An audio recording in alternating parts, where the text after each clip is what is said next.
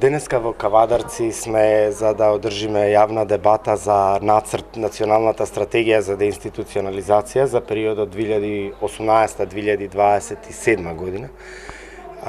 Се работи за еден документ кој ги прикажува намерите, насоките на развојот на системот за социјални грижи во нашата земја.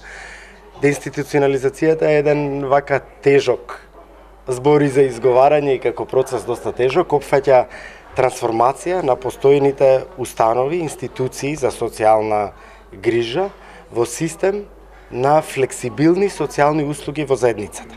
Значи, сакаме досегашниот систем на згрижување на лица со попреченост, на деца без родители и родителска грижа, деца со воспитно-социјални проблеми, на лица со долгорочни проблеми во менталното здравје, на стари лица, да го промениме од досегашниот систем кој обезбедува грижа во поприлично изолирани, сегрегирачки, безлични институции, во систем кој ќе ја дава социјалната грижа во самата заедница, таму каде што корисникот живее, каде што е неговото природно окружување, неговата природна средина, блиску до семејството, до пријателите, просто во неговото окружување, тогаш кога нему му е потребно. Значи, се работи за корените промени на системот за социјална грижа, затоа и оваа стратегија 10-годишна, тие промени нема да одат преку ноќ.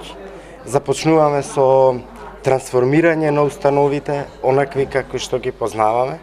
Тоа опфаќа да им се даде нова улога, да имаат нов капацитет, да даваат нови услуги во системот за нешто што досега фалело, нови социјални услуги, мислам.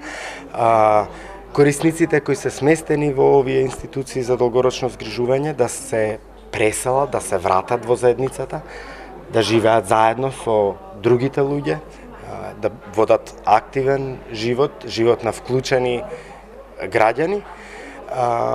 И се разбира, мощна битна компонента е да се воспостават, да се создадат нови видови на социјална грижа, кои што во моментот кај нас ги нема. Ете, тоа е целта на нашето доаѓање денеска во Кавадарци. Тука сме да слушнеме што имаат граѓаните, граѓанските организации, социјалните институции во овој регион, општините, да ни кажат, бидејќи нацрт стратегијата е веќе подолг период јавно достапна и се надевам дека ќе добиеме добри коментари што ќе можеме да ги вклучиме во финалната верзија.